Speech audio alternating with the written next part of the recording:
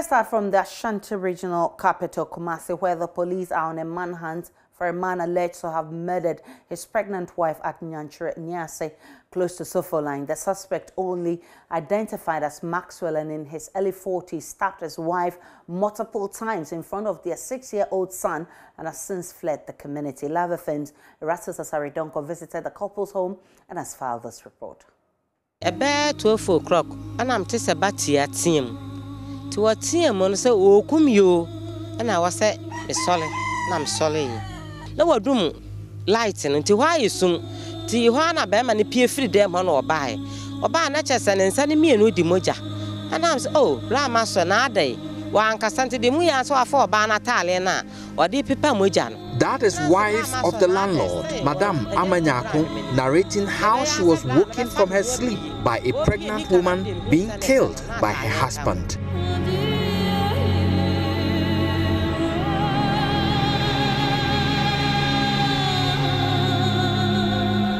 Behind me is the room where the murder is alleged to have occurred.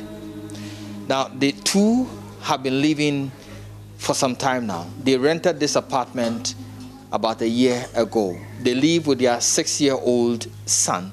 And in fact, the murder occurred in front of the 6-year-old son. Now, Friday at dawn is where eyewitnesses say they heard screams from their room, which is just behind me. The woman asking people for help because the husband was killing her. In fact, when they got there, the husband had already killed her and was rubbing his hands with a cloth to clean the blood, according to eyewitnesses.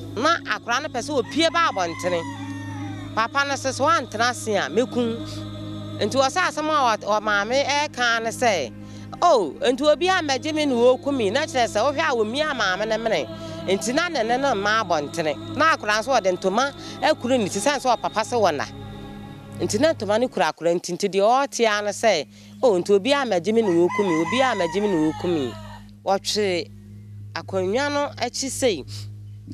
And now, Nanini Gusso, and Anna Seno, a Gusso. As an Nina Hahine, and I'm a Senegusuntina, home and a cobaco, Nansan Cobium. And woman say, woo, a bearman on head anti-phoebe or cotric be a bear 1 month cry and son of a bar. On an time fine, I mean, the acoso pa potting a anti incident nation. Fat Emia. Now, residents of Nyanchere Nyase and this household are shocked to the bone. Police are still searching for the suspect who is alleged to have killed the wife here. They are asking the public to help them identify and arrest the gentleman who is known now as Maxwell, in his late 40s, with a little bit of gray hair and fair in complexion. Reporting for JoyNews, Erastus Asaridonko, Nyanchere Nyase, Kumasi. My colleague Erastus Asaridonko, who's been following this story, has joined us via Zoom for more. Erastus Asaridonko, you've been speaking with people living around this family and also family members of the murdered pregnant woman. What have you gathered with regards to the soundness of mind of this man in question? Well, per what I have learned from the community, he's very sane, very calm. He did not show any signs of abnormality or perhaps he has a mental problem or anything. The landlord is a very good friend of his, and she tells me that on a normal day, he will even be quoting Bible scriptures and be preaching the word of God to her. And so this whole thing has taken them by storm. And he was shocked that somebody as calm as he is was capable of doing something like that. Now, prior to this action by this gentleman, was there any quarrel between them? Is this something that the family has been able to confirm to you? Well, before Thursday last week, I'm told that the two were like lovebirds. In fact, the man will cook for the wife to eat.